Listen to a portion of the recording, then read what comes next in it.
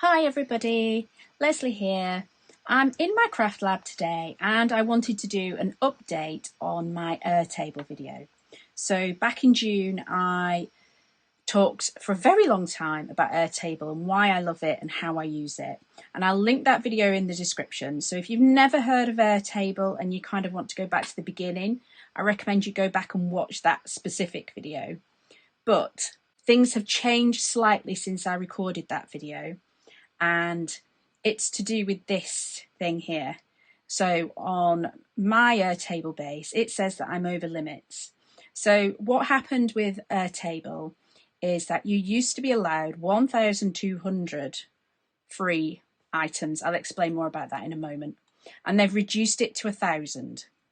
So I'm actually over my limits and I've got 5 days left to do something about it. Now, in fairness to Airtable, I think this change took place in August and it's now November.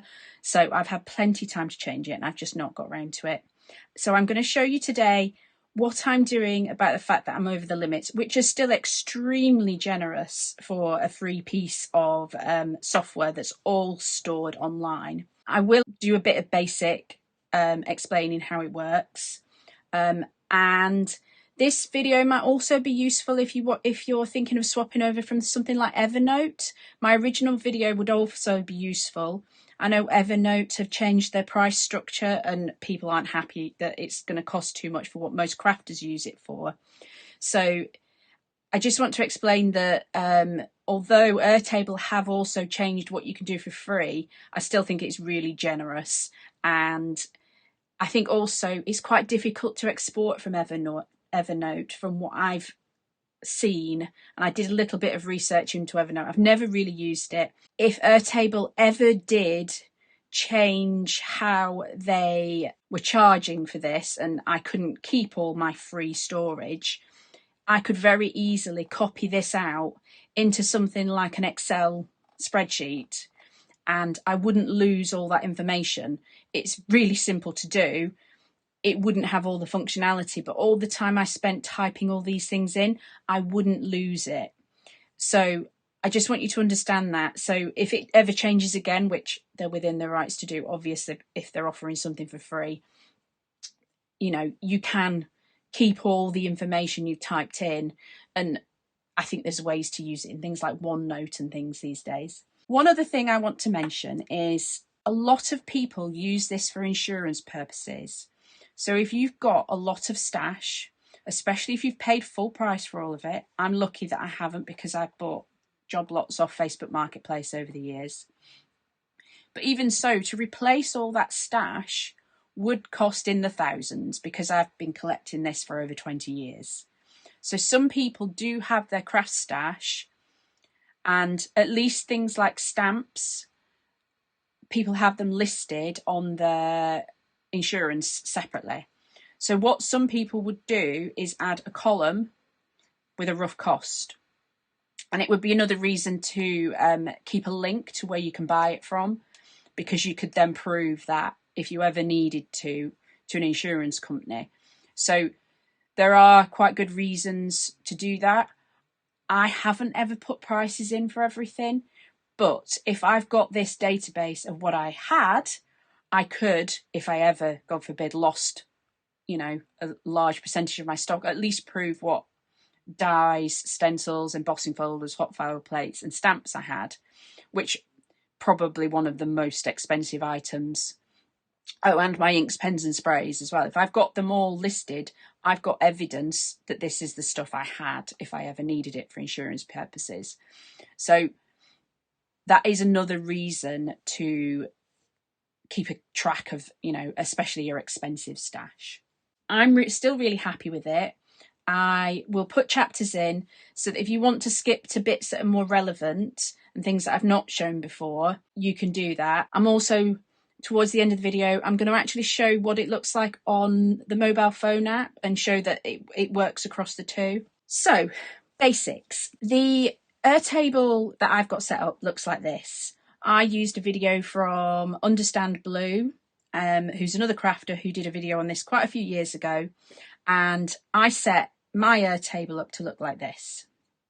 I've got a stamps tab, a dies tab, a stencils tab, embossing folder tab, and a hot foil tab. Very quickly to say why I started this, I've got 600 and, let me see, 600 odd stamp sets, and the vast majority, or a lot of them, 626 in here at the moment, and a lot of those stamp sets have sentiments on, and they're not all necessarily just thank you sets.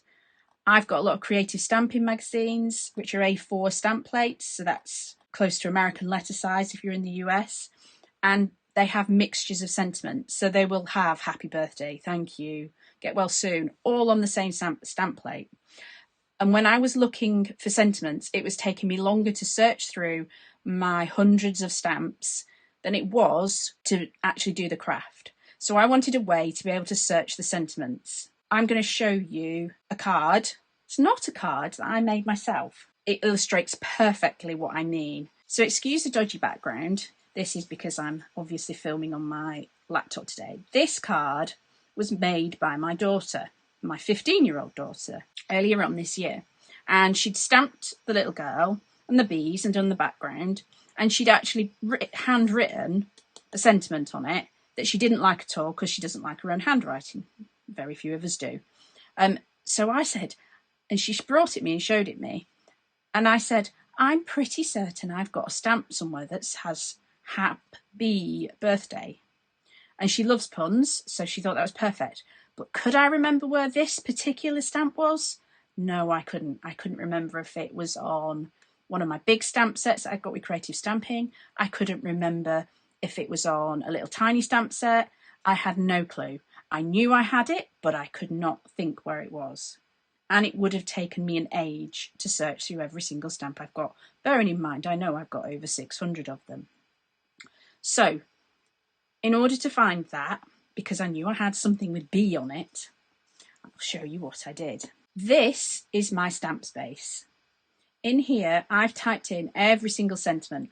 If you want to see more about the other categories I've got in here, if you head back to the video that I've linked in the description, it will show you how I did that. But I typed in every single sentiment. I spent an age doing it, and I just did it sitting in front of the TV. I got really quick at it, and I did that kind of when it was the cold winter months last year. So once you've got your field set up, on this little drop down here, there's filter by this field, okay? So if I click on that, this little box comes up where in sentiments it's got any of, and all I did was type the word B. And then it has brought up every single sentiment that's got B in it, B-double-E. Okay, it's also brought up the beans because it's part of bean and beer, but anything that's just got B to start with. And oh look, happy birthday, and there's also happy bee day and beautiful day. So I've got a few with puns. And she said, oh, that one, happy birthday. So if we filter to that, we turn that filter on, okay, and just click out of it. There it is. It was in an A4 set from Creative Stamping called Botanical Bees. There's a picture of it, and there's the happy bee birthday. And the way I've got this set up is I have my manufacturer in, so I know it was Creative Stamping because that's what that says if I expand it out. And I know it's an A4 stamp, which means I know which bit of my shelf to go and look on. And you can split the categories down further. That depends on how you have things stored, which I explain more about in my other video. So we're filtered by sentiment, we've found our sentiment, and I know now where to go and look. If you hit the little bin, it all disappears. So this is great. This means I can search all my sentiments. I've done the same for images. So I've got sentiments images. I've also got themes. Like I say, refer to my other video if you want more information about how you might set up these categories. I went into it in great detail, how I set it up on that video. So that's why I set it up. What Airtable allows you to do is search everything. You have to put it all in there. And what they offer you for free is these lines. You can have 1,000 of those. It used to be 1,200. So I am over my limits because I've got more than 1,000 items in here, because we used to be allowed 1,200, and I did have 1,168 in here at one point. I've reduced it down a bit, and I'll explain how you do that. So I've got over 1,000, so I need to do something about that. And the way I've chosen to do that is by separating things into different bases. So this is my main base. This is called a base, and you can have tabs within it, and these tabs link together again. That other video showed it. You've got different views you can do. So if you want to scroll through your pictures, you can do that. Again, explained in my other video. So in this craft supplies base, I can have 1,000 of these lines. So at the moment, and I've got, what did I say, 626. In dies, I've got 270. So instantly, I'm pretty close to the limit. And I've got 85 stencils. And I've got 74 embossing folders. And I've only got about 19 hot foil plates. I've not got that many hot foil plates. So you can see I'm over my limits. However, you can have as many of these bases as you like. So one of the ways that I've separated my things out, this is mentioned in my last video, I had gorgeous stamps and Lily of the Valley stamps. Now these gorgeous stamps have very, very few sentiments on them. So I chose, and they're all stored in one box together as well. So I chose to separate those out because there's no sentiments. Or if there is a sentiment, it's usually something like, I think this one says gorgeous little things, but it's gorgeous spelt like the word gorgeous for gorgeous girls. So I probably wouldn't use it with anything but them anyway. As well as that, I've also got a lot of Lily of the Valley stamps. So these little images are all from Lily of the Valley. And again, they're all very similar style, cute little images. And they're all in one box in my storage. And there's no sentiments on them. I think one might have a sentiment, but I think it's a reference to twins. So it goes with this sort of twins stamp. So there's very few, if any, sentiments on any of these, and they're all in separate boxes in my storage. So it made sense to instantly separate those out. And that meant that I got rid of 73 stamps from my main base. I'm not missing much in terms of being able to search those sentiments. So that was one way I separated things out, and I'm going to show you how I did that. And the other one is my Christmas craft supplies. I haven't fully populated this one yet. So it will take a second to load depending on your internet connection. So all this information is on a web page, which is why I think it's very generous, the storage limits that they give us. So this is all the things that I would pretty much only use for Christmas. So I've got another 113 Christmas stamp sets and 28 die sets. I actually think there's more die sets that aren't in there because I've got a box full that I've not done yet. And then the same for stencils, embossing folders, and I think I put all my hot foil plates in there because I just copied that one across. I think all of those could be used on Christmas. But yeah, so I've only got 20 embossing folders that I think are Christmas related. There is some crossover. Some of these Christmas craft supplies are actually still in my main base as well. Only ones that I thought were more generic and that you'd use for something other than Christmas. But anything that's just Christmas or winter is in here. So again, I've saved hundreds of lines. Oh, and I have a base as well for my inks, pens and sprays, but that's mainly to stop me buying doubles when I'm at craft shows and things.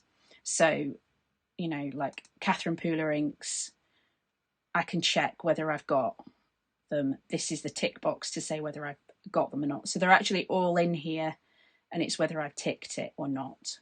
Again, it's just a way to keep track of things if that's what you want to do. So going back to my original craft supplies, which is over the limits, I'm going to click there and show you what it tells you. In my bases, I've got one that's got 1,075 records, and I'm only allowed 1,000. The other change that was made, you used to be allowed 2 gigabytes of attachments. So the attachments, and this is all per base, remember, so it doesn't matter how many other bases I've got. My Christmas craft supplies, I can have 1,000 things in that. I can have 1,000 in my main one. I could have 1,000 inks and sprays. It still wouldn't matter. It wouldn't make this go over. You're allowed 1 gigabyte of attachments per base. So this used to be 2 gigabytes. That's the photos and things that you've uploaded that aren't just text. So in my case, it's just the photos. And as long as you're using photos that you've got off the internet, they're usually not that big. And even with 1,075, mine's still yellow. In fact, when I had 1,168, it was still not over a gigabyte. So even with way more than you're actually allowed, and a lot of mine have got multiple images, so like they've got the stamp plate and the magazine cover if it's off a magazine. I've never yet gone over this attachments level. What you need to watch is if you take photos yourself on your iPhone, don't upload the full version of it. So if you're not so techy, if you've ever sent an email with a photo attached and it says send at and the different sizes, you can select a lower quality size. For the size of the image on this, it won't matter. So just make sure that photos you're taking, like with an iPhone, for example, you're not uploading them at the full quality. You can reduce the quality. I've got to do something because my base is too high.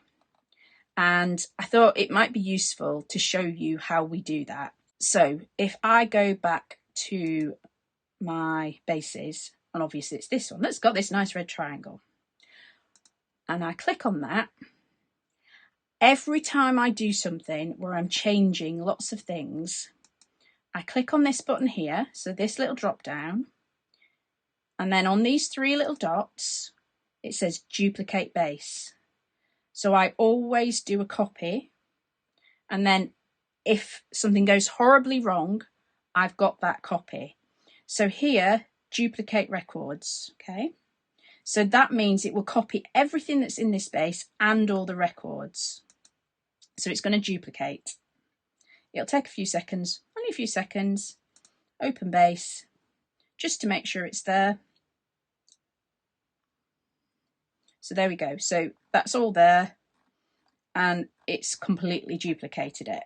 So I'm going to go back to my bases. So now I've got the copy and my original craft supplies. So if I click back on my original craft supplies, I'm actually going to do that again, but change it slightly. So I'm going to duplicate base again, but I'm not going to duplicate the records this time. So this will have this same setup with the stamps, the dies, the stencils, and all these columns put in, but it won't have any of this information in. So again, I'll show you that. So this, give it a second. It's got everything, but it's blank. So it's still got my name, photo, etc. And it's still got all these things set up. But it's a copy. But I'm going to change what it looks like. And I'm going to change the name of it. So I'm going to call this backgrounds, shapes, and tags. And the reason will become clear in a minute. The other thing I can do is I can have these open in different tabs, okay? So here's my new one. This is the one over the limit. So I've decided, based on how I store things, that I'm going to separate out everything that's just a background, okay?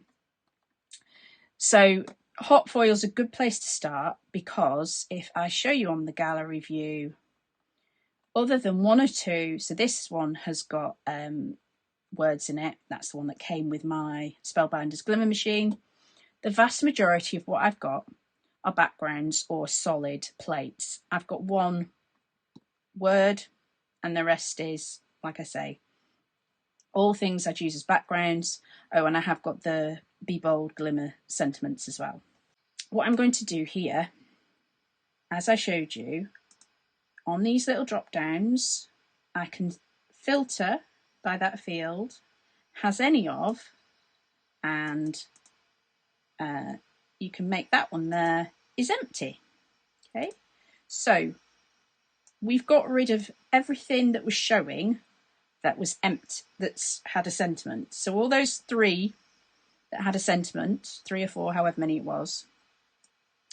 And then what you can do is, just like you would in any other table on your computer, if you're in Excel, whatever it is, you can copy it.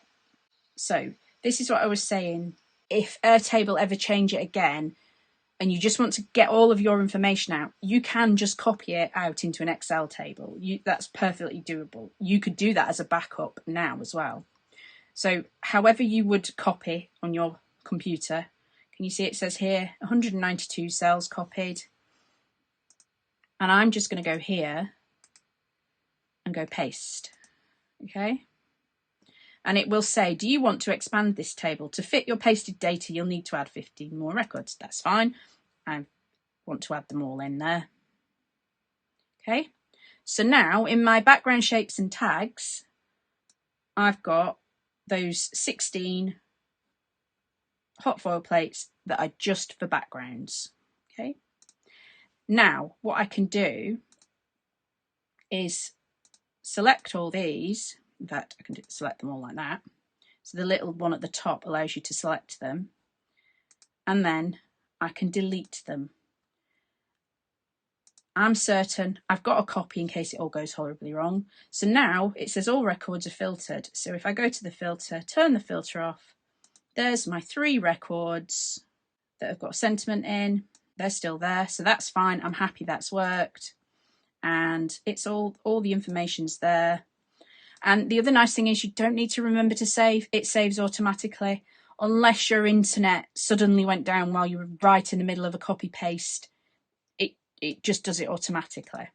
Let's do the same for stencils, because stencils again don't have a lot of words in them generally. So I'm going to do the same thing on my stencils tab. I'm going to filter it by this field and say is empty. So I know that all of these ones don't have any sentiments in them.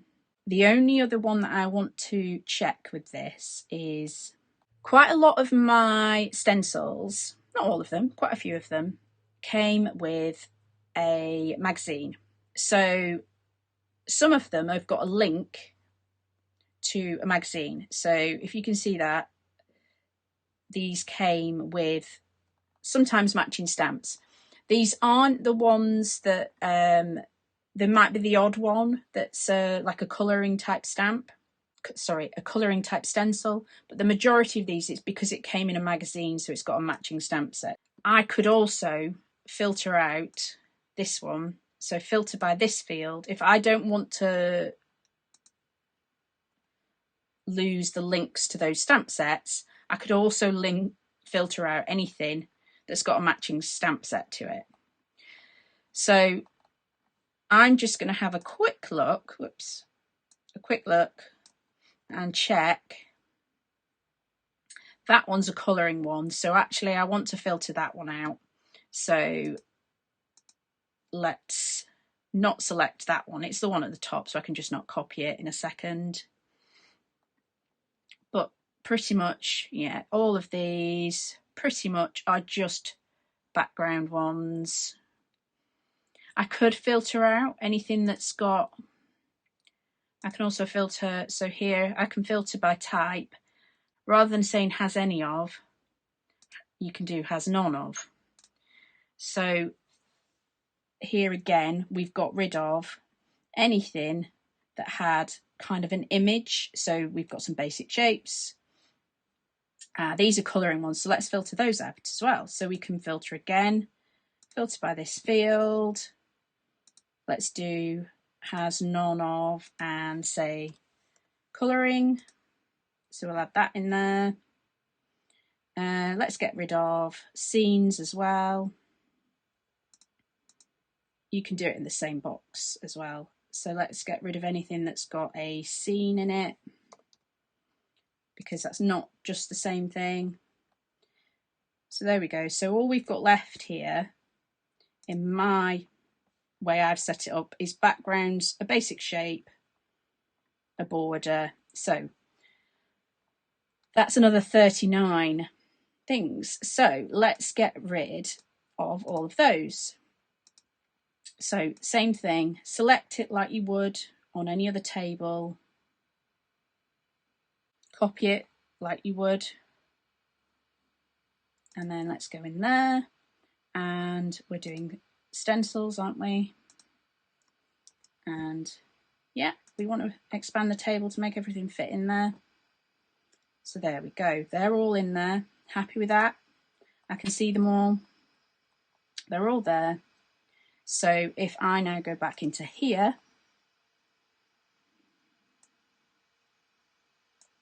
everything that's on there, I'm happy to delete all those from there.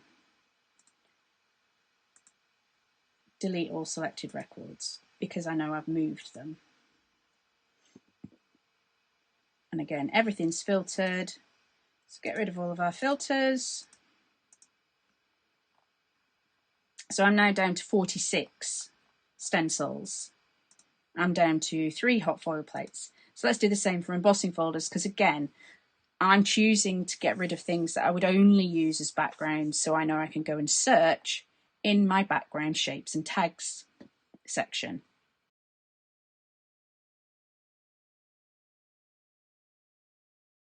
So that's 39 I've just copied out of there. So if I go back into here, I can select them all and I can delete them. So we've done that for stencils, we've done that for embossing folders, we've done that for hot foil. I can do the same type of thing in dies.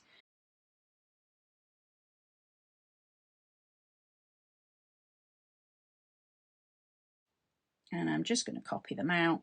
And I'm not losing anything. I can always retrieve them and put them back into this space if I find one that, you know, I think, oh, that shouldn't be there. And obviously how you choose to separate things out, that's up to you. This was what made sense to me. The whole reason I started it was because I wanted these ones, these sentiments to be searchable, and the standalone images to be searchable. And I started it really for my stamps, but also for my word dies. So to me, the sentiments all remaining in one place is the most important thing. Now it still says over limits. Now I found it takes a little while to refresh, okay? So there we go. As I said, I popped off, had a coffee, and it's updated now. It does just sometimes, it takes 5-6 minutes to update. So now my craft supplies is not over the limits. The only one now that's got the little red triangle is the copy. So I've done what I needed to do and got rid of enough, and I've not taken any stamps out of there yet. I could carry on and do the same in my stamps tab. So here we go, craft supplies. There we go. Doing what I just did has got us down to 931 records, which means I've got space now for some more creative stamping and putting some new things in. And the only ones that are over are my craft supplies copy. And this was just me messing around earlier. I had a copy of a copy, but that one's actually been deleted. So I can delete this one now if I'm happy that everything is in my background shapes and tag space. So I've moved 145 items from my craft supplies into my background shapes and tags. So at the moment there's no stamps in here.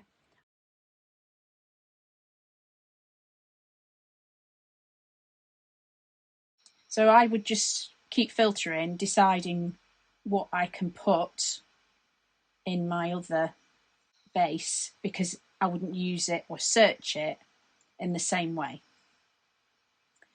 And yeah, I can't stress enough that it will depend on you personally, how you've set your Airtable up and how it's kind of how your brain works and how you craft.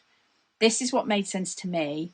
So I wanted to show you really how you do it rather than, you know, exactly what you do, because like I say, it depends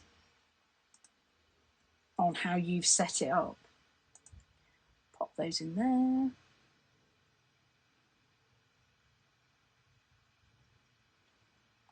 And I always just check the first one and the last one, because the chances are if you check that, so we've got journaling spots at the top and large crackle at the bottom. So we add large crackle at the bottom and journaling spots at the top. So from my point of view, I can now delete all those. Let's do that. Yep. So now turn off all my filters. Anything that is just a background, I've now, or a tag or a frame, so like my nesting dies and things like that, are all in this base. And the same goes for my background stamps, my dies, my stencils, my embossing folders, and my hot foil plates. They're now all in there.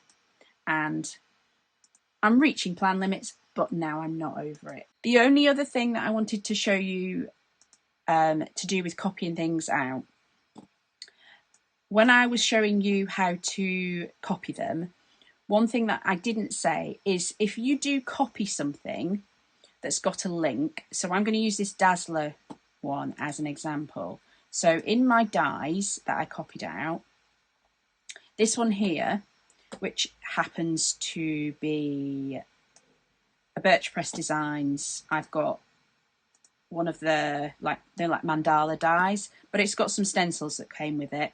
And I've got those listed separately because you can use them on their own. So I've got Dazzler Layer ABC in there.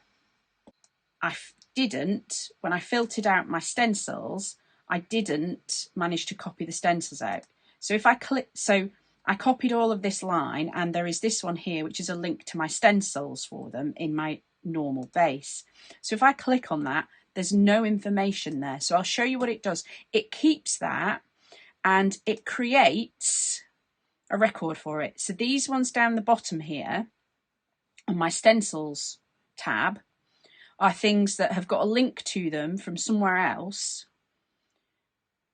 but I haven't copied them out. So I can click on them and find, oh, that's the Dazzler one.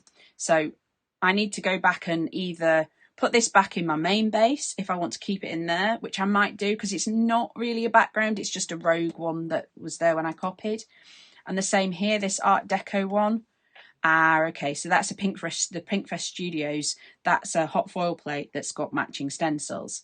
Probably wouldn't use those with anything else. They are a background, so I need to go and find that one and copy that proper record out. So what I can do is, so I know it's called Art Deco, so I can go back into here, into my stencils.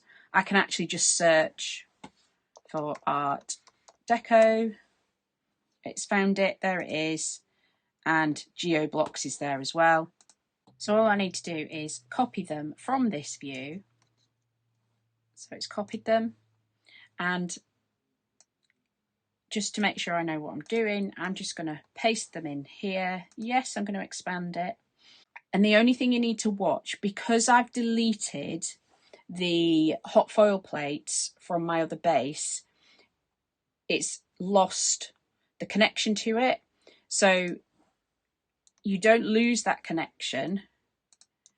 You can just copy paste it back in, but don't paste over the top. Or the other way to do it, if I'd not done that, I know I'm looking for GeoBlocks. I can just go Geo, and there it comes up with it, and it comes up with it in my hot foil because that's the column I'm in. So how you set this up, this kind of thing up is in my original video, but I just wanted to make that clear that you don't lose these links if you do something and you don't realize you've copied it from one tab and not the other. You just need to, it'll just always put them at the bottom, like I say, as a blank record. and it'll only take a few minutes to fix once you realise that you've done it, and you can go and find them in your original base. So I can delete those two because they were the blank ones. So I need to decide what to do with my Dazzler stencils. I'll probably put those back in my main base, and I need to find two-step diamond. So two-step diamond was linked to, again, this is a waffle flower one. So again, it's a hot foil plate, so I can do the same thing again. So now all my links are back, so I can see that my stencil matches up with my hot foil plate. So again, I can get rid of this one, which is the blank one. So it'll always add a blank line at the bottom for anything that you've copied a link out for, that you've already got a link in one of your columns. It will put that back for you. So that's just a quick note. I wanted to show you why that happens. It's to do with links and you having a link that's no longer there. So again, you don't lose anything. You just need to be careful when you're filtering that things appear and disappear in the right places. So the last thing I wanted to show you was the app on my phone. So this is a free app. So this is what it looks like. At the moment it's in gallery view. You can change things, and so you can go to the grid view, and that looks like this, and you can choose what displays on every view. I prefer the gallery view on my phone, and that means I can see all my supplies.